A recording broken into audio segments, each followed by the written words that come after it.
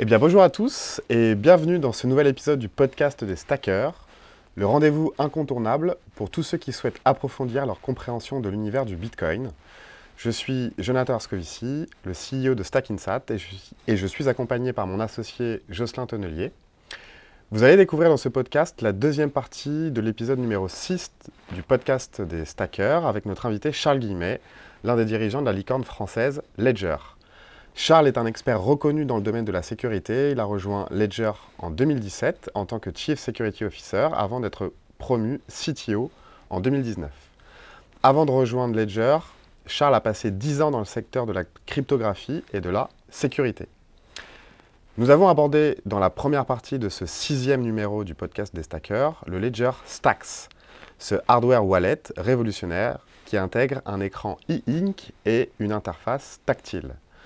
Nous allons maintenant reprendre l'interview sur le thème de la fonctionnalité Ledger Recover qui a fait polémique l'année dernière, mais qui rencontre aujourd'hui un large succès commercial.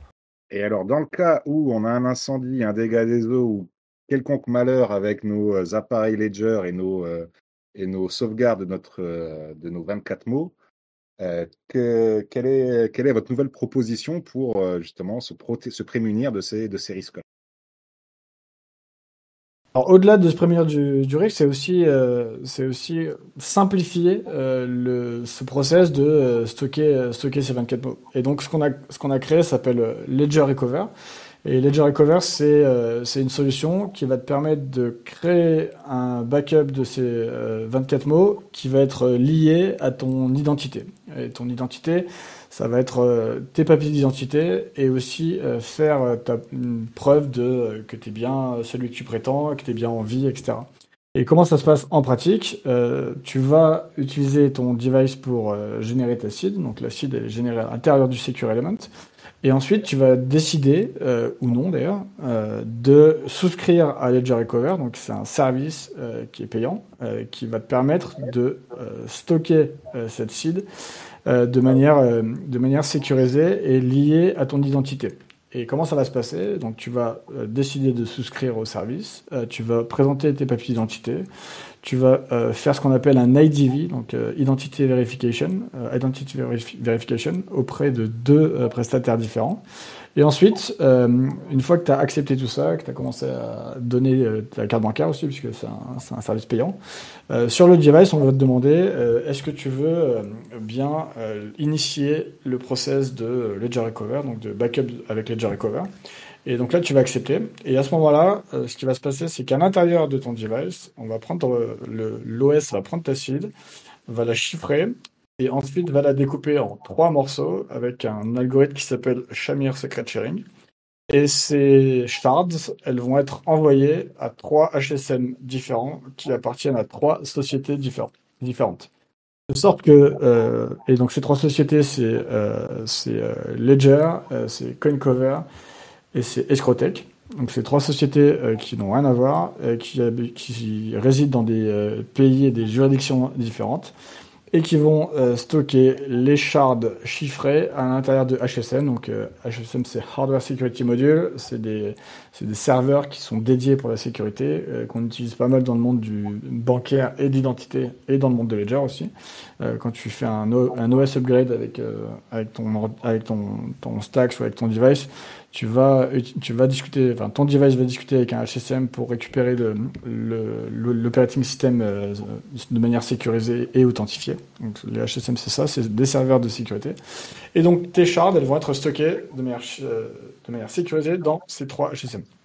Donc, Et une fois que tu es là, c'est pas fini. et une fois que tu es là, tu as créé ton backup et ta seed est toujours dans ton device et tu peux utiliser ton device d'une manière totalement normale et tu es toujours le seul à pouvoir faire des transactions, recevoir des fonds, etc., etc. Et tu es toujours en self-custody, c'est toi qui as tes clés, etc. Et le jour où tu as perdu ton device, tu as perdu tes 24 mots, tu les as pas notés, si ce jour-là arrive, si t'as pas Ledger Recover, t'as perdu. C'est ce que je disais en introduction. Tes fonds sont perdus à jamais et il n'y a rien que tu puisses faire pour les récupérer. Si tu as Ledger Recover, eh ben, tu vas re-rentrer dans ce service-là, dans le système. Tu vas remontrer tes papiers d'identité, reprouver que tu es bien celui que tu prétends être. Et là, à ce moment-là, les HSM vont renvoyer les shards chiffrés dans ton device qui va pouvoir les remettre ensemble pour reconstituer ta seed. Voilà, j'ai tout expliqué de comment ça fonctionne. C'est juste, je rebondis sur ce dernier point. C'est quoi concrètement? J'appelle le service client Ledger. C'est qui mon interlocuteur si ça m'arrive? Alors, dans Ledger Live, tu as un onglet. T'as pas utilisé Ledger Live récemment, John? Non. Dans Ledger Live, tu as un onglet Recover et tu cliques dessus et tu vas t'authentifier au service. Donc là, il y a un système de compte avec ton email et un password. Il va falloir que tu ailles cliquer sur un lien sur ton email et ensuite tu vas initialiser une procédure de recovery. Et donc là, tu vas te retrouver avec des on-fido et je me souviens plus comment s'appelle le deuxième, qui vont faire un appel vidéo où tu vas devoir dire des mots, tu vas devoir montrer tes papiers d'identité, etc. Et quand tout ça est passé pour les différents acteurs, là, à ce moment-là, tu vas connecter ton device et ton device va recevoir tes morceaux de seed, les déchiffrer, les recombiner et retrouver ta seed. Et là, tu retrouves accès à ton wallet. C'est toujours Ledger Live qui envoie la clé privée de façon sécurisée et chiffrée à votre service. Le service, après, découpe quelque part la clé privée en plusieurs secrets qui sont répartis dans... Le découpage, il est fait à l'intérieur de ton device. D'accord. Donc, en fait, à aucun moment, c'est la clé privée qui est partagée. C'est le device en interne qui va s'occuper de découper le secret pour que et ces 3 secrets sont envoyés à des personnes différentes. Et donc, à aucun moment, personne ne peut en fait recréer la clé privée tant que l'utilisateur n'a pas fait la demande auprès du service et qu'il n'a pas passé les étapes de vérification qui, je suppose, sont des vérifications en vidéo. On nous demande de faire IAO, justement, prévenir les deepfakes qui sont très répandus en ce moment. Et donc, deuxième question, donc là, je pense qu'on a bien compris le système, c'est, admettons, je décède, donc je décède, et est-ce qu'il y a un service notarial de succession pour justement ma descendance, ou en tout cas mes ayants droit, puissent récupérer les bitcoins ou autres cryptoactifs qui seraient sur mon ledger? Donc ça, c'est une très bonne question. Donc c'est un service qu'on envisage de mettre en place dans la suite, qui aujourd'hui n'existe pas. Mais une fois qu'on a fait tout ça, passer à l'étape d'après, ça fait partie des choses qui sont possibles. Néanmoins, typiquement pour le décès, il faut bien penser que on est un service international, global. Et du coup, quel type de documents tu vas pouvoir reconnaître, je sais pas, en Inde, au Nigeria, en France, aux US, tu vois, il y a tout un tas de questions légales autour de ça qui sont pas si simples à résoudre. Donc, on y pense, on réfléchit à comment faire ça parce que c'est un vrai problème. Tu prends pas cet exemple au hasard. Si tu veux faire en sorte que dans ta vie, tu sois le seul possesseur de tes cryptos et que le jour où tu meurs, quelqu'un d'autre y accède, résoudre ce problème-là, c'est pas simple du tout. Sans tiers de confiance, et typiquement avec les Ledger Recover, ça fait partie des choses qui sont possibles de faire. Et là, le tiers de confiance, pas un tiers de confiance, c'est 3 tiers de confiance qui vont vérifier les choses de manière indépendante. Que je comprenne bien ce que tu viens de dire, c'est que j'ai envie de te dire pourquoi tu as envie de lancer un nouveau service qui permettrait de le faire, parce que par défaut, on pourrait déjà l'utiliser dans ce cas-là. C'est réglementaire, c'est justement l'identification pour réunir les secrets. C'est ça, parce que moi, en gros, en théorie, c'est mes ayants ou je sais plus qui récupéreraient le droit de récupérer justement mon patrimoine. Et là, du coup, le notaire, en tout cas la personne qui constate mon décès, pourrait dire ok, Jonathan a pris un Ledger Recover, ça rentre dans la succession. Tu vois, tu me suis ou pas? Et que du coup, en fait, c'est... Juste, ce que je te dis, c'est qu'aujourd'hui, dans le service, le seul qui peut recover ton wallet, c'est celui qui a créé le backup. Donc, si c'est toi qui as créé le backup, tu es le seul à pouvoir le recover. Après, demain, effectivement, tu pourrais désigner des héritiers. Et ce que je te dis, c'est que donc là aujourd'hui, on l'a pas encore implémenté. Et une partie des difficultés, c'est quel genre de document tu vas authentifier comme étant un document valide pour que cette succession elle puisse Être comment valable dire, juridiquement. se dérouler, quoi. Ok. Ouais. Parce que là, j'imagine que vous n'avez pas encore eu le cas, du coup. A priori, non. A priori, En tout cas, si on a eu le cas, les héritiers ne peuvent pas récupérer les fonds pourquoi je te dis ça, c'est du que nous, défunt. tu vois, chez Stackinsat, on a déjà eu, malheureusement, certains de nos clients qui sont décédés et qui, évidemment, Mhm. les héritiers, bah, en fait, se retournent contre nous. Et effectivement, potentiellement, s'ils avaient utilisé cette solution Recover, bah, ils auraient pu retrouver. Tu vois, et donc, je pense que ça, s'il y a bien un cas d'usage qui est intéressant, c'est celui-là. Enfin, personnellement, là, c'est vraiment, je n'engage C'est que. vrai qu'il y a déjà beaucoup de bitcoiners qui font ça, c'est de couper leurs clés privées en plusieurs parties, les stocker dans des coffres dans différentes banques ou chez différents notaires. Et à partir du moment où il y a le décès, ben, les notaires ont accès à ces Bah ouais, différents groupes de clés privées, mais c'est la clé privée qui est coupée et c'est pas la clé privée qui est convertie en secret. Donc c'est encore un système un peu différent, mais en tout cas c'est une méthode que je connais et que je sais qui est utilisée en tout cas de séparer soi-même sa clé privée en plusieurs morceaux, la sécuriser à différents endroits et donner cet accès uniquement quand on décède. c'est ça. Ok, c'est une méthodologie pour résoudre le problème dont Ah, on parle. Ouais. alors, maintenant qu'on a, enfin, en tout cas, selon moi et selon Joss, ce serait le cas d'usage qui serait parfaitement évident de notre point de vue en tant que Bitcoiner. Et effectivement, et c'est là, ça me permet de glisser vers la qu'il y a eu, hein, c'est que finalement, cette fonctionnalité Recover a suscité beaucoup de réactions mitigées, on va dire, de la communauté crypto. Finalement, est-ce que tu peux refaire un peu l'histoire de ces controverses et finalement, comment vous avez géré d'ailleurs cette situation de crise? Parce que dans une entreprise, c'est toujours compliqué. Et même si je me rappelle bien, il y a même Éric Larchevêque, le cofondateur, qui a fait une lettre assez émouvante. D'ailleurs, à l'époque, je l'avais lu et c'est assez touchant. Et est-ce que voilà, tu peux, toi, avec là, les mois qui sont passés, nous refaire un peu le bilan de toute cette histoire et finalement, est-ce que ces critiques étaient fondées, notamment sur la décentralisation, sur la sécurité des utilisateurs? Enfin bref, nous refaire un petit topo là-dessus. Yes, ça fait plus que plusieurs mois, c'était il y a un peu plus d'un an, c'était à Oui, l'Ascension. Moi, je m'en souviens très très bien. bah oui, Euh, Alors, comment ça s'est passé?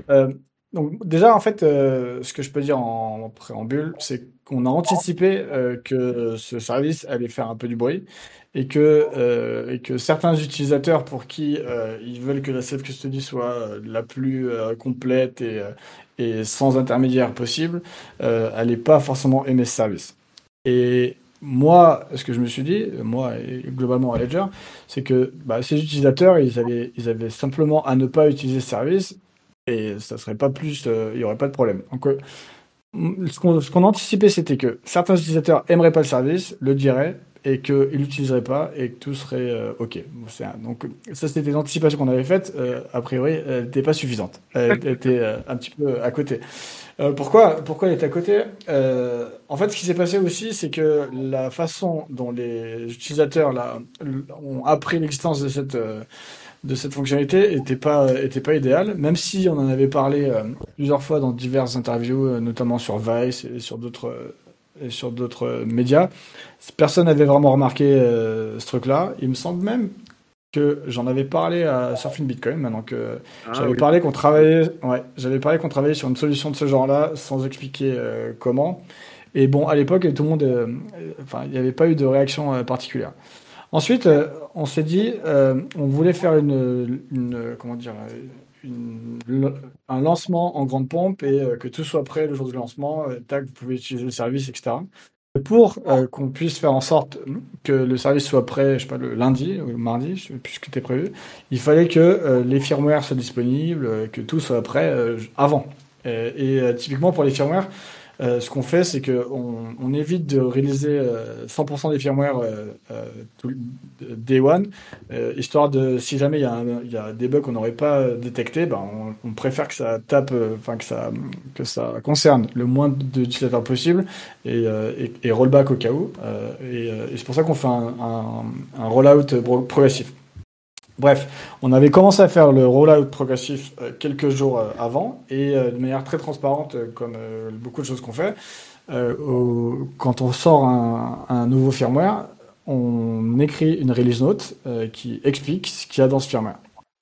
Et du coup, bah, dans le nouveau firmware, on a explicité qu'il y avait la fonctionnalité Ledger Recover et ça a apparu dans la release note du firmware.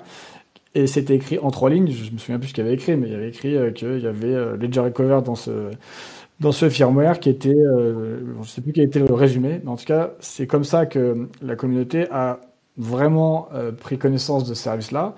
Et entre ce moment-là et le moment où on a vraiment communiqué, en fait, il y a eu tout 2 ou 3 jours de spéculation autour de ah ça y est, Ledger a mis une backdoor dans son OS, etc.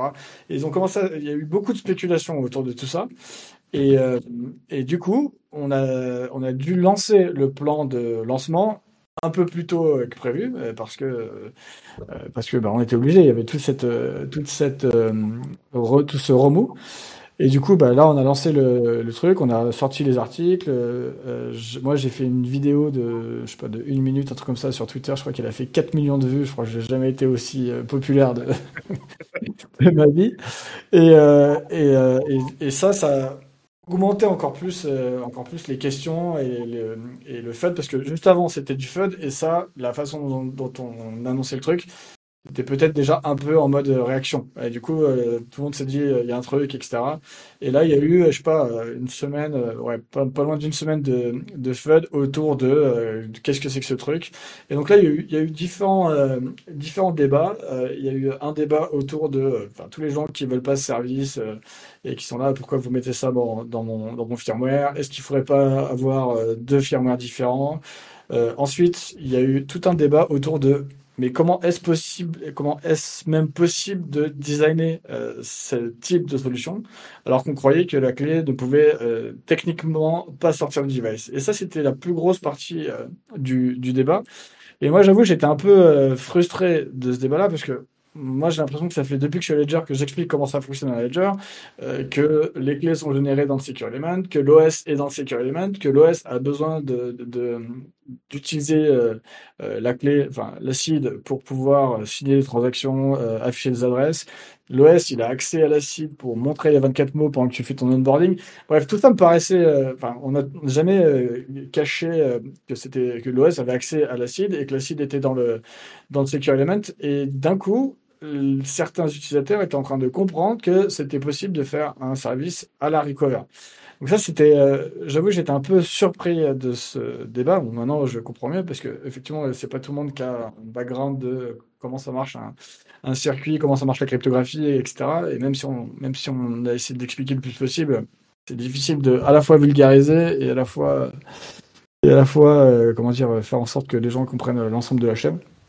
Et du coup, moi, j'ai quand même passé beaucoup de temps justement à expliquer ça, que en fait, oui, l'OS a accès à la seed et que ça change rien au modèle de sécurité. Le modèle de sécurité, c'est que à chaque fois que l'OS touche à des secrets, il demande ton consentement. Est-ce que tu veux signer cette transaction? Est-ce que tu veux faire un OS upgrade? Est-ce que tu veux faire un ledger recover? Est-ce que tu veux staker? À chaque fois, le contrat que que Ledger fait avec ses utilisateurs, c'est celui-là. C'est l'OS, il a accès à la seed, il est obligé, sinon on peut rien faire. L'OS, c'est nous qui l'écrivons, et le contrat qu'on fait avec les utilisateurs, c'est que à chaque fois que l'OS va toucher la seed, il demande ton avis. Est-ce que tu veux faire ce truc ou pas? Et donc, quand tu fais Ledger Recover ou quand tu stake ou quand tu fais autre chose, ben, on se retrouve dans une situation où l'OS va toucher ta seed et te demande ton avis. Donc, ça change pas vraiment enfin, ça change rien au modèle de sécurité, ni quoi que ce soit. Mais par contre, ça a créé beaucoup de questionnements et des suspicions mais comment ça, Ledger met des backdoors dans son OS, etc. Et en fait, tout ça, ça a ramené beaucoup, je trouve, la question de la confiance en fait au centre du débat. Et en fait, Moi, je trouve c'est vraiment ça qui est révélateur, c'est que au final, quand tu utilises un wallet, quand tu utilises une solution autour de la blockchain, autour de tes clés, en fait, tu as un niveau de confiance que tu dois avoir avec ton fournisseur de wallet. Si tu penses que ton fournisseur de wallet, c'est l'attaquant, bah là, c'est certain que tu as perdu, en fait. Parce que ton fournisseur de wallet, il va designer du code euh, pour, euh, pour accéder à ta clé, pour signer des transactions, etc., etc.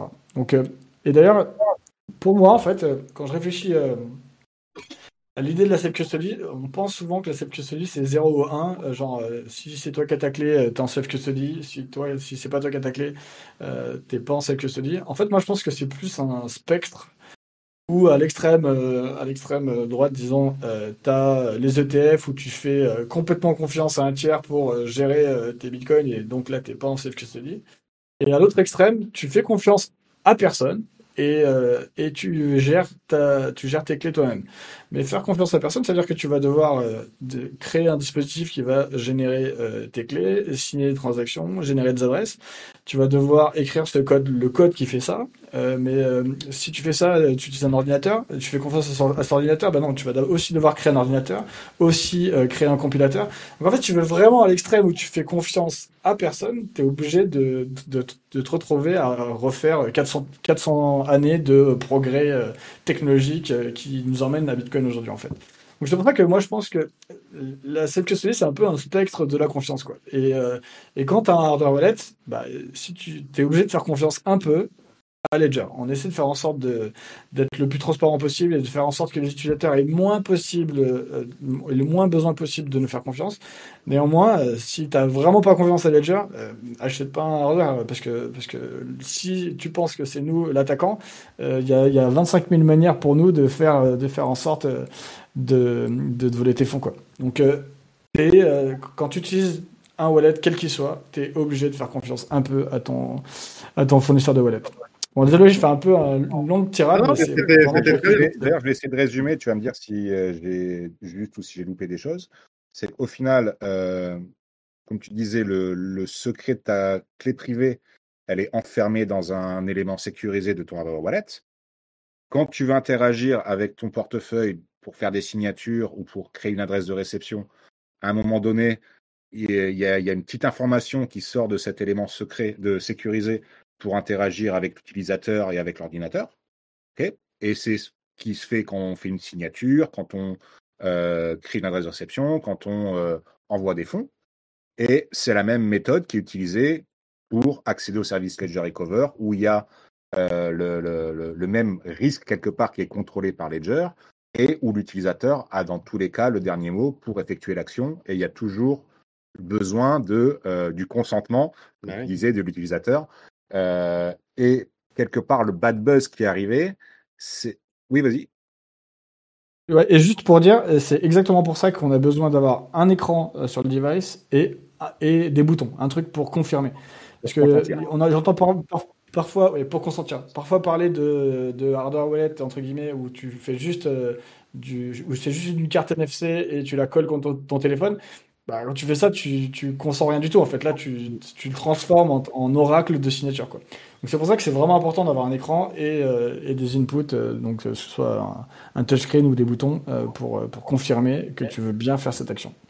Voilà. Et donc, en fait, la sécurité que nous apporte le Ledger est, quand on fait une transaction, est la même quand on souscrit au service de Ledger Recover, en tout cas, pour le consentement de l'utilisation de notre secret.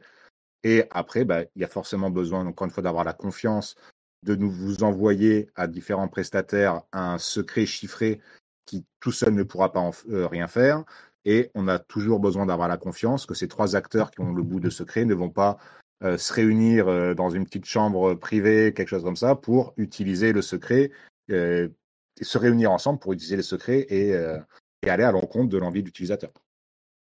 C'est un bon résumé. Après, la collusion entre les différents acteurs, elle est encore plus compliquée que juste cette collusion, parce qu'on a rajouté des contre-mesures pour faire en sorte que ce genre de truc ce soit le plus difficile possible. Bon, après, techniquement, comme tu dis, d'un point de vue de la cryptographie, les morceaux existent dans 3 endroits différents. Et du coup, il y a un aspect de confiance là-dedans. En tout cas, je veux dire, si les 3 acteurs voulaient se mettre dans une pièce et essayer d'extraire les secrets, c'est vraiment pas simple du tout. C'est designé tel que, quoi. Voilà. Et quelque part, le bad buzz est venu du fait que vous, quand vous avez commencé à faire vos mises à jour un peu donc comme tu as expliqué au début, hein, vous ne mettez pas à jour tous les Ledger Live et tous les hardware wallets en même temps. Vous sélectionnez quelques utilisateurs pour répandre, on va dire, au compte-gouttes un petit peu les mises à jour. Et quelqu'un a vu la notice de mise à jour comme quoi il y avait Ledger Recover qui vous permettrait justement de retrouver votre clé privée. Et là, forcément, avec le manque d'informations, et avec l'emballement qu'on connaît sur Twitter et la toxicité qu'on connaît des maximalistes, ça s'est forcément enflammé avant que vous puissiez justement expliquer de quoi il était question avec ce Ledger Recover. Et à ça, on peut ajouter aussi qu'on était genre mi-2023, le plus bas du marché, Oui. tout le monde déprimé. Parce que la même chose arrive en plein milieu Oui. d'un bull market. Tout le monde en mode c'est trop bien, super nouveau service, etc. Super bullish pour la suite, tu vois. Tu as aussi cet élément qui est à prendre en compte. Et, euh, et ouais, je me rappelle juste après ce bad buzz, il y a eu un bad buzz sur Binance et CZ, je sais plus exactement lequel. Et le bad buzz de CZ ou Binance a complètement éclipsé le bad buzz de Recover en juste quelques jours, quoi. Parce que à l'époque, c'était, enfin, quand tu es vraiment en sentiment de marché bear, là, on cherche les mauvaises nouvelles les unes après les autres, quoi. Et après, et du coup, alors, donc merci déjà pour avoir cette histoire, mais moi j'aimerais aussi que tu nous dises un peu toi comment tu l'as vécu personnellement et comment en fait vous l'avez vécu en interne, donc tes directions, etc. Enfin, c'est là où on a envie d'avoir un peu l'envers du décor. Alors, comment ça s'est passé? Moi, je me souviens que c'était le week-end enfin, c'était la semaine du week-end de l'Ascension. Et moi, j'étais de mariage, c'était pas mon mariage, mais donc je raconte vraiment l'envers du décor. Oui, oui, Je vas-y, devais vas-y. aller au mariage de mon ami et je me disais, bah voilà, lundi, mardi, mercredi, petite semaine, mariage. J'étais en mode, c'est bon, petite semaine, ça va bien se passer. Sauf que le lundi soir, les choses ont commencé à prendre de, De de l'ampleur. l'amplitude et de l'ampleur, ouais. Et j'ai commencé à comprendre que la semaine n'allait pas se passer comme j'avais pensé. Et assez rapidement, vu que en fait les questions qui nous étaient posées étaient enfin étaient assez techniques et il fallait justifier les choix, etc. Assez rapidement, on a pris la décision en interne que ce soit moi qui soit la tête de pont sur le sujet. Bon, je n'étais pas vraiment pas été tout seul. Il y avait beaucoup de monde qui m'aidait, s'assurer qu'on ne dise pas des bêtises, etc. Et qu'on soit d'une même voix. Mais par contre, j'étais pas mal en front. Et je crois que, bon, du coup, je suis pas allé au mariage le jeudi, je suis allé le vendredi soir. C'est ça qui s'est passé. Et ensuite, en 4 jours, je crois que j'ai fait 28 interviews. C'était complètement fou, quoi. À la fois des interviews papier, à la fois des podcasts, et certains podcasts où tu avais des intervieweurs qui étaient très, très vindicatifs parce qu'ils voulaient essayer de me mettre un peu en difficulté. Et du coup, moi, j'ai passé avec ces 4 jours à expliquer, réexpliquer à la fois comment marchait le service, pourquoi ça ne change rien, pourquoi ça ne changeait pas un problème de sécurité, et aussi rappeler comment marchaient nos devices, en fait, parce qu'il y avait pas mal de questions autour de ça. Et au final, le FUD, c'était pas le même. Enfin, au début, c'était très. Enfin, on veut pas ce service, pourquoi vous le mettez en avant? Donc, bah, là, la réponse était facile, tu l'utilises pas, tout va bien. Ensuite, la question était autour de ça augmente la surface d'attaque, etc. Donc là, on rentre un peu dans les détails de la sécurité. Et le problème, c'est que là, quand tu débats avec un podcasteur aussi technique qu'il soit, enfin, moi, j'ai 20 ans de sécurité cryptographie derrière moi. Enfin, si tu penses que ton avis, il vaut autant que le mien, bah, c'est difficile de discuter, tu vois. Bon. Donc là, il y a eu pas mal d'explications, etc. Mais parfois, c'était un peu frustrant d'être challengé sur ce genre de sujet. Ok. Euh, euh, il y avait un côté un peu, ouais, un peu frustrant et un peu injuste, en fait. Quand tu dis on a raté, ouais, en fait, je pense que c'était ça la partie la plus difficile, en tout cas pour moi. C'était de se dire que la critique qui nous était faite, elle me paraissait pas justifiée.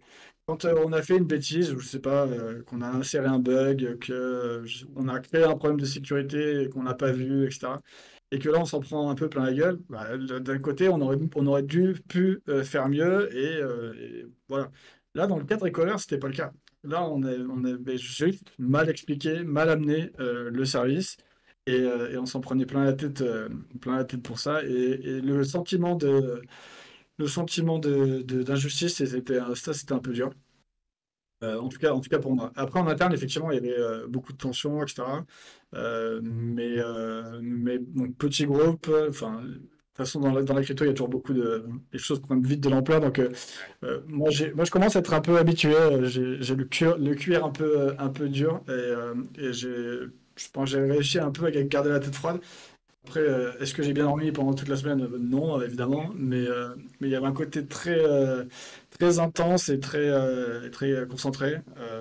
Et au début, en fait, je savais pas trop ce qu'on allait nous reprocher. Je le découvrais au fur et à mesure. Et parfois, quand je rentrais dans un podcast, j'avais peur qu'on m'emmène sur un nouveau sujet que j'avais pas encore anticipé et que je sois coincé. Et je faisais toujours ultra attention à ce que je disais, parce que j'avais peur du moment où on Bien allait sûr. couper les 10 secondes du truc, que c'était pas ça que je voulais dire. Et ça, c'est pas arrivé, du coup, à la fin, je me souviens à la fin de donc les 4 jours et demi d'interview et de machin. Le dernier, c'était avec Bloomberg. J'étais là, comment ça, Bloomberg veut discuter avec moi de ça? Ok. Du coup, j'explique les choses à la journaliste et à la fin, la journaliste, elle fait, bah, c'est pas du tout intéressant ce truc, pourquoi ça fait tout ce bruit-là? Et j'étais là, bah oui, oui, exactement, pourquoi ça fait tout ce bruit-là? Donc ça, c'était la dernière interview et après, bah, je suis parti à mon mariage avec mes copains et je me souviens quand je suis arrivé et que j'ai commencé à boire une bière ou un verre de vin avec eux, j'ai senti Ouais. un peu le moment où tu te relâches et tu as envie d'éteindre le téléphone Ouais. d'ailleurs, je crois que j'ai fait ça pour le premier soir. J'ai éteint le téléphone et on a juste passé du bon temps ensemble. Et alors, est-ce que vous avez eu un vrai impact de cet épisode de Bad Buzz sur la notoriété de Ledger, sur les ventes? Est-ce que ça a été mesurable? Est-ce que ça a été passager? Ou enfin, quel a été vraiment l'impact Impact niveau business. business? Ouais, c'est une très bonne question. Bon, déjà, on était vraiment au cœur du bear market, donc nos chiffres, un peu comme les chiffres de tout le monde, étaient pas au plus haut, c'est sûr. Il y a eu un impact un petit peu mesurable pendant quelques jours autour du truc, mais ça n'a vraiment pas duré longtemps. Mais c'est là qu'on se rend compte que quand même les réseaux sociaux, etc., ça a une vraie influence. Ensuite, sur l'impact sur la brand, c'est un truc qu'on peut mesurer avec les sentiments qu'il y a sur les réseaux sociaux, etc. On a vu qu'il y avait un moment où il y avait beaucoup de négativité autour de Ledger, c'était mesurable, quoi. Il y a pas besoin d'outils pour le voir. Sur Twitter, c'était que ça à ce moment-là. Mais ça n'a pas duré très longtemps. Et ensuite, enfin, moi personnellement, j'interagis pas mal avec les gens de l'écosystème en conférence, etc. Et assez rapidement, en conférence, tous les gens que je rencontrais étaient en mode, enfin, ce truc-là, c'était complètement injustifié. Crypto Twitter ne comprend rien, etc. Et moi, j'étais là, je suis sûr que tu faisais partie des mecs. Oui, bah, c'est ça. Mais bon, après, c'est comme ça que marchent les réseaux sociaux et ouais, il faut savoir aussi comment dire, prendre un peu du recul là-dessus, même si c'est pas toujours facile. Ouais. Alors maintenant, prenons justement un peu de recul, c'est que au final, vous répondez à un vrai problème, le recover, parce que au final, il y a beaucoup plus de Bitcoin qui sont perdus à cause de l'utilisateur que autre chose. Donc, la vraie problème, enfin, vous répondez vraiment à une vraie problématique existentielle de quelqu'un qui détient des crypto-monnaies. Euh, donc, comment le service aujourd'hui tourne? Est-ce que vous avez une bonne traction? Quel est aussi le type de client qui utilise vos services si vous avez à peu près Une typologie, ouais. typologie de client? Voilà. Est-ce que tu peux nous en parler un peu plus de maintenant que le service est en route? Comment fonctionne-t-il et à qui l'utilise?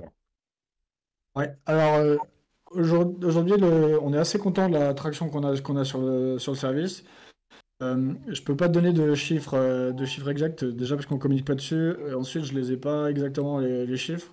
En tout cas, ce que je peux dire, c'est qu'on a davantage de gens qui Ouais. souscrivent au service quand ils achètent un device. Donc, là, ce qu'on appelle la touch rate, ça c'est plutôt bon que d'anciens utilisateurs qui vont passer sur Recover. Ça s'explique assez facilement dans le sens où bah, tu as déjà, ouais, t'as déjà acheté ton backup, t'es content avec, etc. T'as pas forcément envie de revenir dessus. Encore que ça Ouais. vaut le coup de se poser la question est-ce que tu es vraiment à l'aise avec ton backup?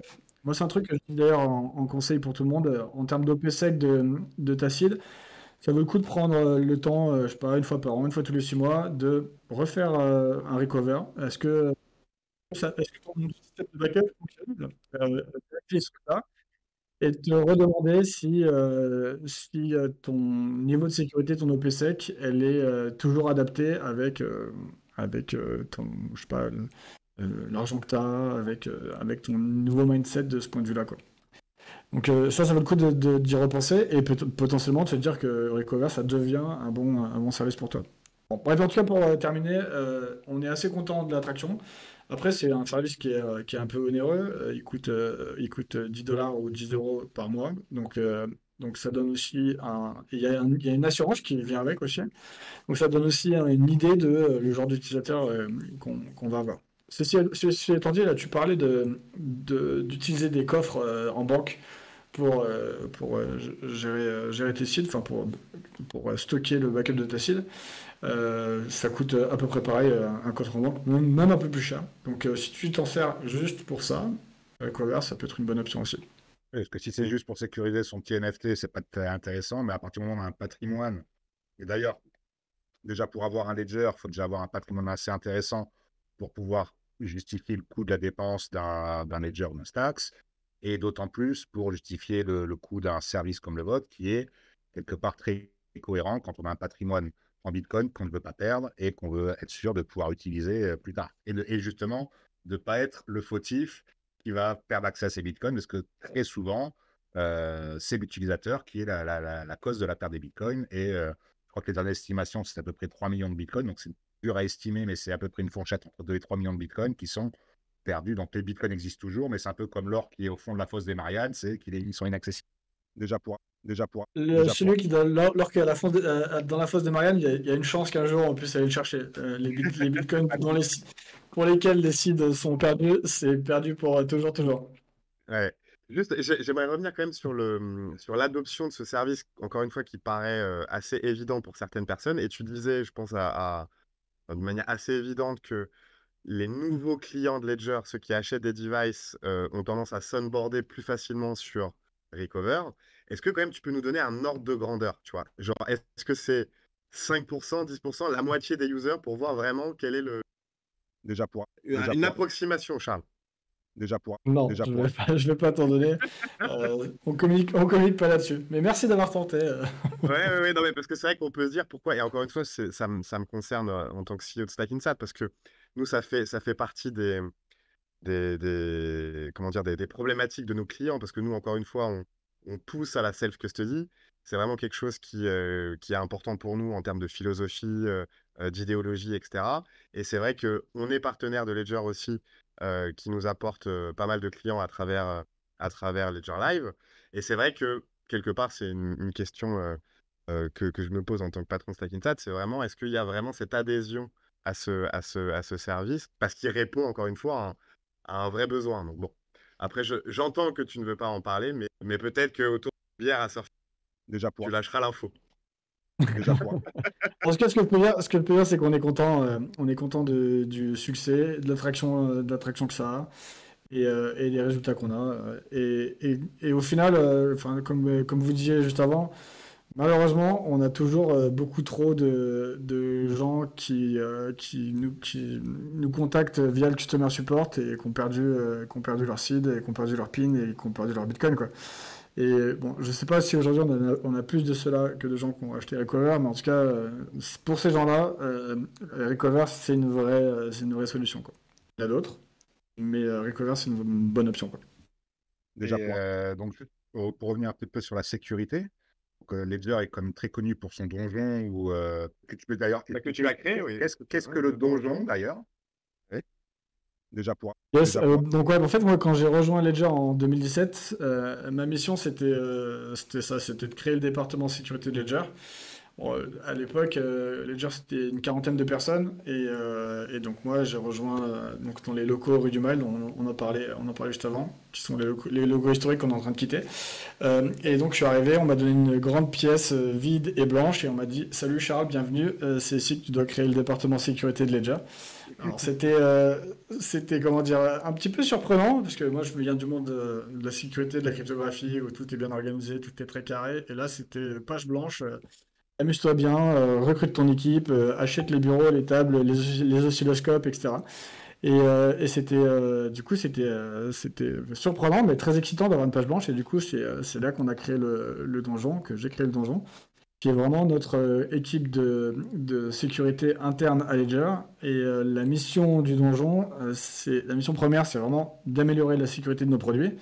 Et quand tu travailles dans la sécurité depuis longtemps, bah, y a un truc qui vient vite à l'esprit, c'est que la meilleure manière de savoir si ton produit il est sécure, c'est d'essayer de le casser, quoi. Donc, ce que fait le donjon tous les jours, c'est d'essayer de casser nos produits, à la fois en software, à la fois en hardware, à la fois en organisationnel. Est-ce qu'en interne, on peut pas faire en sorte de pousser des firmware malveillants, enfin, tout un tas de choses, enfin, tous les vecteurs d'attaque, tu parlais de supply chain juste avant.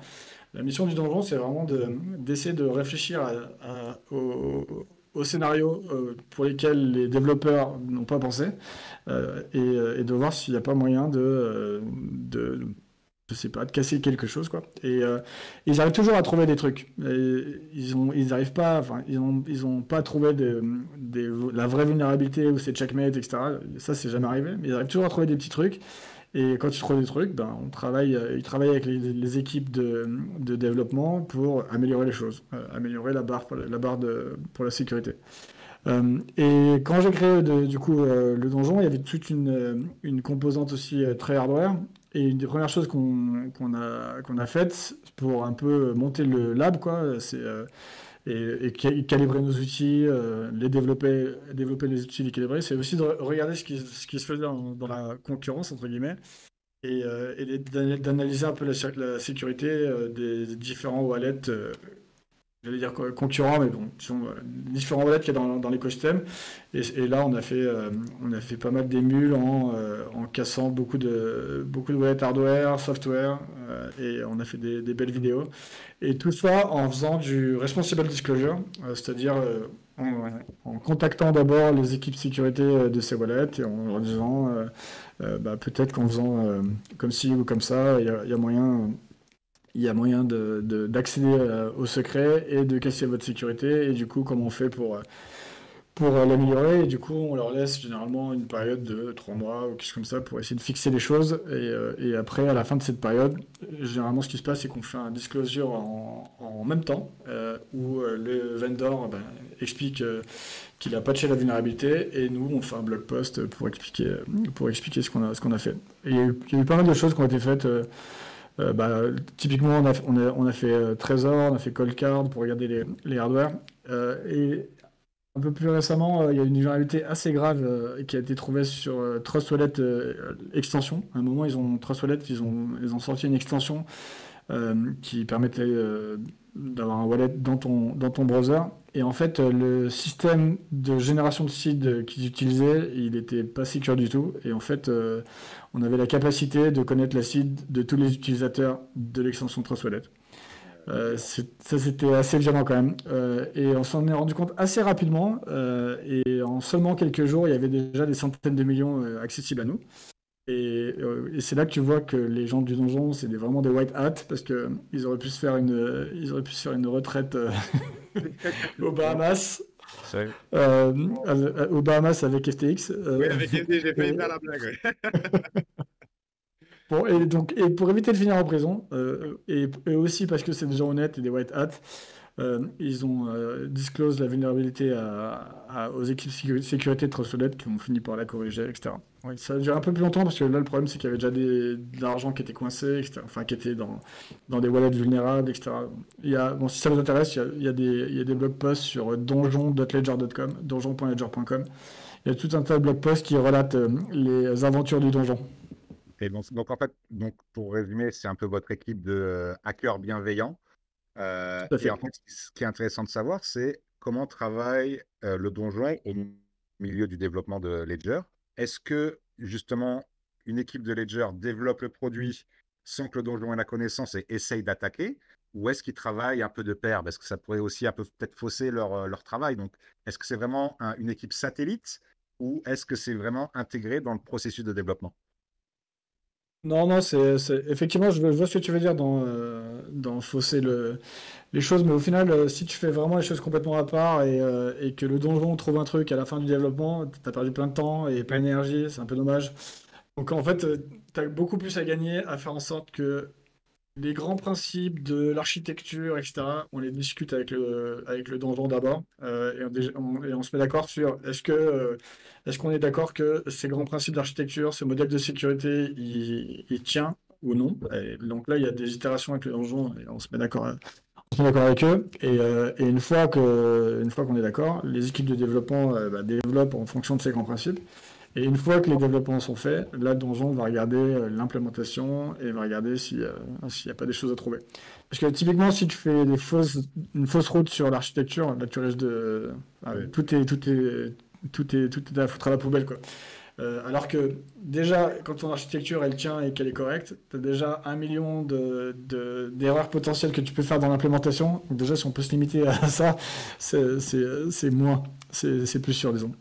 Ok. Et donc d'ailleurs, juste pour revenir à Recover, finalement, vu que tu as une équipe de white hackers, est-ce qu'ils ont réussi à potentiellement hacker et pour définitivement clôturer ce sujet Recover en interne chez vous, est-ce qu'il y a des risques de vulnérabilité de cette feature? Bah, typiquement, pendant le développement, il y a eu des itérations et on a rajouté des choses au fur et à mesure qui trouvaient des vulnérabilités, des choses qui étaient un peu plus faibles. À la fois dans le protocole cryptographique que j'ai brièvement décrit, mais c'est plus compliqué, il y a plus de détails, etc. Et à la fois dans les implémentations, dans qui a accès au HSM, dans l'organisation, dans tout ça, il y a eu beaucoup de back and forth et d'itérations. Et ça, c'est un truc aussi sur lequel je veux mettre l'accent. La sécurité, c'est pas un truc qui est terminé, dans le sens où ça y est, on a développé, on est là, on est sécure. Ça marche pas comme ça, il faut toujours se remettre en cause. C'est un peu l'école de l'humilité, en fait. La sécurité, il faut toujours se dire qu'on a peut-être raté quelque chose et qu'on peut améliorer les choses. J'aime bien dire que la sécurité, c'est pas un truc statique, mais c'est plutôt un voyage.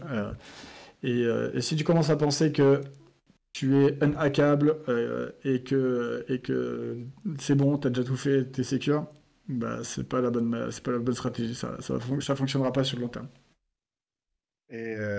Merci beaucoup. J'aurais une dernière question avant de passer aux questions des stackers. Pour les puristes ou ceux qui n'ont pas envie d'utiliser Ledger Live, euh, quel autre logiciel on peut utiliser pour interagir avec son Ledger? Euh, bah ça dépend déjà ce que je disais tout à l'heure. Donc Ledger c'est une plateforme ouverte. Typiquement, même si t'aimes pas les apps qu'on a développées, t'aimes pas notre app Bitcoin, tu peux en écrire une autre et loader ton code sur notre OS dans un secure element. Tu peux faire ça. Ensuite, donc ça c'est une première partie de la plateforme ouverte. Et ensuite, nos devices, tu peux les connecter à tous les wallets qui implémentent le support de Ledger. Je dirais que c'est la plupart.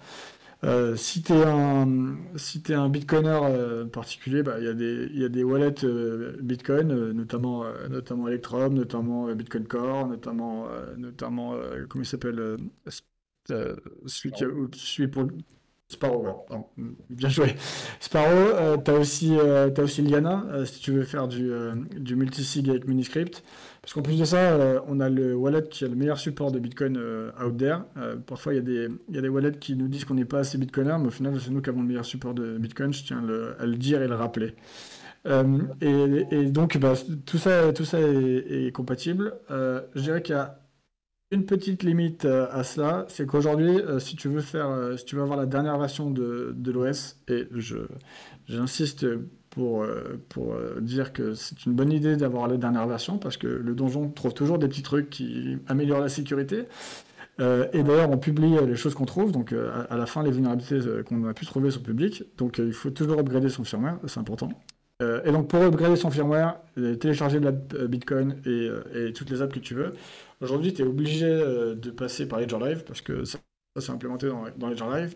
Et là aujourd'hui on travaille sur ce qu'on appelle un device SDK qui va faire en sorte que Electrum et tous les autres qui intègrent Ledger, ils auront juste cette brique qu'on appelle device SDK à inclure dans leur software.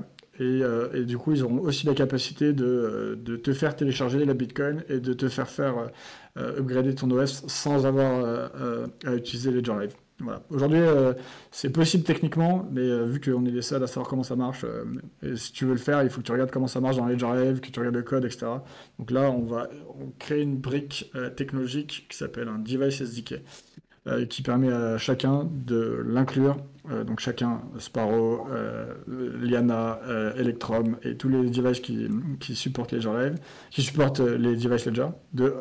Et donc ils ont juste à inclure cette brique et ils auront le support de Ledger avec en plus la gestion des apps et de l'OS.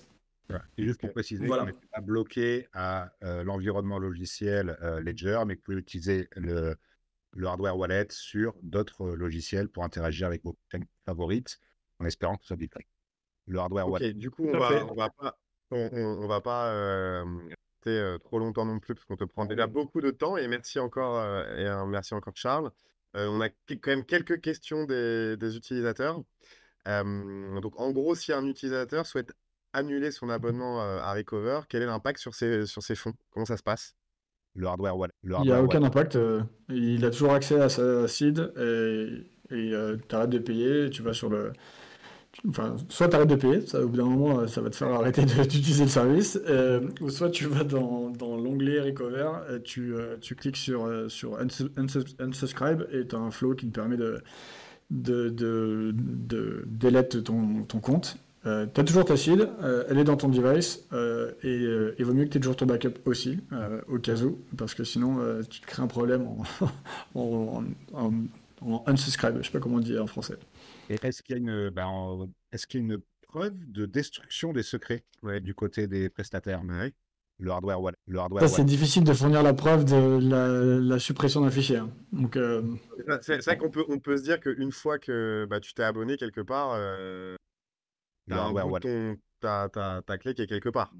Après, l'utilisateur peut très bien créer un nouveau portefeuille, transférer ses fonds et C'est ça. être c'est ce que j'allais à dire. l'aise avec le fait que sa clé privée est quelque part, peut-être, le hardware wallet fond dessus. Qui serait une très bonne Ce que j'allais pratique. dire. Mm. Si vraiment tu veux unsubscribe de Recover et que tu te dis je veux plus ce service et je veux même plus le potentiel risque Mm. hypothétique, le mieux c'est de faire ce que tu viens de dire, créer un nouveau wallet et transférer tes fonds sur le nouveau wallet pour lequel cette seed n'aura rien touché d'extérieur. Bien sûr. Ouais. Alors, autre question d'un utilisateur. Que se passe-t-il, pardon, si l'entreprise partenaire toquant un des fragments fait faillite? Comment tu assures la continuité? Comment ça se passe? J'imagine que vous avez prévu ce cas. Le hardware Alors, wallet. en fait, je ne l'ai pas expliqué tout à l'heure, mais le sharing, c'est un 2 parmi 3. C'est pas un 3 parmi 3. Ce qui fait que si il y a un des prestataires qui fait faillite, qui explose ou je sais pas quoi, ben, du coup, on peut toujours faire un recover avec seulement deux. Et après, il y a aussi des systèmes de backup, des bases de données qui sont chiffrées, sécurisées, qui permet aussi de pouvoir remplacer un des tiers par un autre tiers, si un jour il y a besoin. Le hardware wallet. On a une question aussi dans le chat qui demande si les runes sont supportées sur Ledger Live et sur le Stacks, les dernières innovations NFT sur Bitcoin. Le hardware Il y a wallet. des bitcoiners qui me bien ici. Non, malheureusement, elles sont pas supportées dans Ledger Live. Je pense qu'elles le seront un jour. Si au moment où on veut le développer, c'est toujours hype, on le fera. Mais là, je crois que dans les roadmaps, c'est pas tout de suite. Après, techniquement, oui, c'est supporté, mais bon, vu que tu le sais pas, il y a un côté, il faut se display et montrer les bonnes UTXO.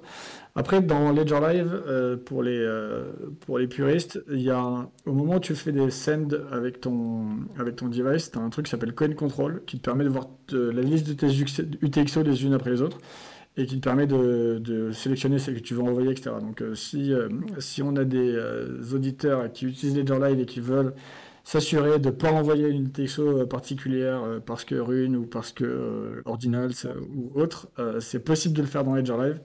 Mais c'est probablement pas le meilleur wallet pour faire ça. Et est-ce qu'on peut labelliser nos UTXO en disant attention ne pas toucher, par exemple, quelque chose comme ça? Le hardware wallet. Non, moi, c'est une feature que moi j'aimerais bien, mais tu vois, même en étant CTO de Ledger, tu peux pas avoir toutes les features que tu veux. C'est vrai que le labeling, mettre une note sur les transactions, les UTXO, quand même quelque chose qui est extrêmement utile. Oui. Et c'est vrai que c'était aussi demandé dans le chat, est-ce que c'était prévu? Donc, est-ce que c'est peut-être dans une roadmap proche, future, lointaine? Le hardware Alors, wallet. ouais, là, en fait, on rentre un peu la question à qui on s'adresse quand on fait Ledger Live, etc. Et nous, on essaie de s'adresser. Enfin, les features dont vous parlez, moi, c'est des features qui me parlent personnellement, mais en fait, moi, je représente 0,01% de nos utilisateurs. Et on essaie de faire en sorte de plaire au plus grand monde, au plus grand nombre. D'ailleurs, et je pense que les bitcoiners, reste Le hardware wallet. reste une cœur de cible important pour nous. Donc c'est pour ça qu'on a le meilleur support de Bitcoin quand il s'agit des hardware wallets. Après, on a quand même beaucoup d'utilisateurs qui veulent avoir Cosmos, qui veulent le staker sur Cosmos, qui veulent staker sur Ethereum, qui veulent faire du swap, du earn, etc. Et du coup, on priorise aussi la majorité, quoi, évidemment. Mais en essayant comment dire, voilà, de mettre de côté les bitcoiners qui restent toujours importants, quoi. Mais après, d'avoir un support complet de bitcoin dans tous les sens, c'est compliqué, quoi. Ok. Non, mais écoute, je pense qu'on a fait le tour avant que Il y avait juste une dernière question du chat qui est intéressante, c'est ce que justement avec le Stacks, vous avez d'autres façons d'unlocker, de rendre accessible l'appareil, c'est-à-dire plutôt que de mettre un code PIN, est-ce que vous avez par exemple une phrase ou vous savez dessiner comme on peut débloquer ce téléphone, est-ce qu'il y a d'autres méthodes pour le hardware wallet, son hardware wallet, le hardware wallet, Alors non, on est toujours avec un pin, avec et cette fois-ci, enfin, c'est un pin avec les chiffres qui sont randomisés, un peu comme tu peux avoir sur ta banque. Je peux montrer à ceux qui voient la vidéo, mais pour les autres, voilà, c'est juste un pin pad avec. Ok, Voilà. top. Eh ben écoute, merci pour ça. Et je propose en conclusion, alors déjà, merci infiniment, Charles, de ton temps. On est à un peu plus d'1h50 de podcast, donc c'est quand même solide. Donc merci beaucoup pour ça. Et peut-être pour conclure, si ça te va, parce que évidemment, comme je le disais en introduction, Ledger est partenaire de Surfin. Donc tu vas faire une keynote. Est-ce que tu peux peut-être, alors peut-être si ça n'a pas changé, mais si tu es toujours sur scalabilité et sécurité du réseau, est-ce que tu peux en avant-première, voilà, nous faire un petit teasing de ta keynote? le hardware wallet, Ouais, je peux en parler. le hardware wallet. Je dirais, en fait, si on réfléchit à Bitcoin sur le long terme, euh, il y a quand même des questions qu'il va falloir résoudre un jour ou l'autre. La première, c'est celle de la scalabilité. Bitcoin, c'est un blockchain pour plein de raisons, mais en termes de scalabilité, c'est très faible. Genre, jusqu'à aujourd'hui, depuis le début de Bitcoin, il y a 1 milliard de transactions qui ont été faites. On s'en est félicité récemment. En fait, on n'aurait pas pu en faire beaucoup plus. C'est la scalabilité de Bitcoin. Si tu dis que tous les humains sur Terre utilisent Bitcoin un jour ou l'autre, et qu'un humain vit en moyenne 80 ans dans une vie, ça veut dire que chaque humain va pouvoir faire 2 transactions dans toute sa vie. Donc en fait, on voit que le problème de scalabilité, c'est pas genre c'est plus lent que Visa, c'est pas beaucoup. La scalabilité de Bitcoin, c'est pas beaucoup. Donc ça, c'est une première chose. La deuxième chose, c'est C'est hardware, la ouais. question de la sécurité et le mécanisme de halving et des mineurs qui sur le long terme, en fait, soit tu dis que le prix de Bitcoin continue d'être multiplié par deux tout le temps. Je pense que moi personnellement, je crois qu'un jour ça va s'arrêter. C'est pas possible autrement. Bon, ça c'est mon avis. Après, si j'ai tort, ça continue de fonctionner dans la suite, quoi. Soit tu dis ça, ou soit tu dis, bah, au bout d'un moment, du coup, les mineurs, ils auront moins de revenus pour sécuriser la chaîne, donc ça veut dire moins de hash, et ça veut dire que la sécurité de Bitcoin diminue, quoi. Donc en fait, tu as ces deux problèmes-là qui sur le long terme, poseront un problème. Aujourd'hui, c'est pas du tout un problème. Bitcoin, le prix de Bitcoin est plus que multiplié par deux tous les 4 ans. Donc là, aujourd'hui, et on le voit d'ailleurs, le hash rate continue d'augmenter. On est post-halving et on est en ATH de hash rate. C'est-à-dire que il n'y a jamais autant d'argent qui a été produit par les mineurs qu'aujourd'hui. Donc ça c'est donc aujourd'hui c'est pas un problème. Mais je pense que ça en sera un jour. Et ça lié avec la scalabilité fait que ce que nous raconte Satoshi, c'est qu'au bout d'un moment il n'y a plus besoin de mineurs, enfin il n'y a plus besoin de reward par le protocole. Toutes les rewards viendront des transactions des utilisateurs et les mineurs gagneront de l'argent seulement par ça. Ça arrive en 2137, mais en fait, ou 2136, mais en fait, avant, tu as quand même le moment où ils gagnent tellement peu qu'il faut que les rewards de transactions soient suffisamment grandes. Du coup, si tu multiplies les deux, tu as un problème de scalabilité, seulement 7 transactions par seconde, et cette question de comment tu rémunères les mineurs. Et du coup, soit les mineurs n'ont plus du tout la capacité d'être rentables, du coup ils s'arrêtent, ils débranchent, et tu as un hash rate qui diminue et une sécurité qui est inférieure à celle d'aujourd'hui. Il y a un avenir possible. Ou soit tu dis, bah non, les mineurs sont toujours rentables, et ça veut dire que les transactions on-chain que tu as valent très, très cher. Parce que si tu dois remplacer les 450 bitcoins qui sont minés par jour par les mineurs, quoi, par le protocole, donné par le protocole, par seulement des transactions on-chain, enfin des fees on-chain, ça veut dire que les transactions, elles coûtent très très cher aux utilisateurs. Donc, il y a un truc qu'il faut résoudre là. Il y a des idées, et notamment on en parlait tout à l'heure avec, avec les Layer 2, et moi je crois que c'est un avenir possible pour Bitcoin, de se dire que tu fais des roll-ups, tu fais des Layer 2 qui vont se settle sur Bitcoin, et du coup, la transaction de settlement du roll-up coûte cher, mais c'est pas grave parce qu'on la partage par tous les utilisateurs du roll-up. Et si tu fais ça, tu résous les deux problèmes d'un coup. Tu résous le problème de rendre rentable les mineurs et de continuer à les incentiver à sécuriser la chaîne. Et tu résous la question de la scalabilité avec ton layer 2, parce que le layer 2, il est moins décentralisé, potentiellement moins sécurisé que Bitcoin, mais par contre, tu peux faire autant de transactions que tu veux pour pas cher. Voilà, c'est ça un peu l'idée que j'ai derrière mon talk. Eh ben c'est très bien, merci pour ce petit teasing. Et aussi, je précise à l'audience que cette demi-journée innovation et sécurité va principalement parler de ce thème-là. Charles en fait partie, mais il y a d'autres surprises qu'on va annoncer un petit peu plus tard. D'ailleurs, pour faire un petit peu aussi mon teasing sur Surfin, on va annoncer le programme donc, définitif le 3 juillet, donc c'est-à-dire dans une semaine, où justement on va avoir tous les détails de toutes les conférences et notamment de cette demi-journée. Et avec Joss, on a hâte de tous vous voir cet été sur la terrasse du casino. Donc je répète les dates, c'est 28, 29 et 30 août. Et d'ailleurs, ça me permet de dire déjà on va se quitter.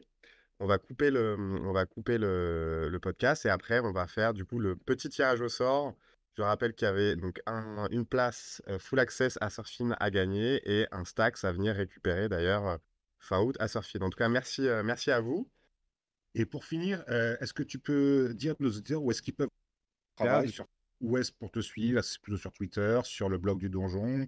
Donne-nous un peu les accès pour retrouver et suivre ton travail. Du coup, ouais, je poste pas mal de blogs sur blog.ledger.com. Il y a ça. Après, donjon.ledger.com pour voir tout ce que fait de donjon. Maintenant, je suis beaucoup plus loin du donjon qu'à l'époque où je l'ai créé. Et si vous voulez me suivre sur Twitter, il faut chercher mon nom, Charles Guillemet, et mon handle c'est P3B7 underscore. C'est cryptique, tout ça, je dirais pas pourquoi. Mais voilà, cherchez mon nom, Charles Guillemet, sur Twitter. Très bien, merci beaucoup. Merci Charles. Salut à tous. Merci à vous, c'était cool.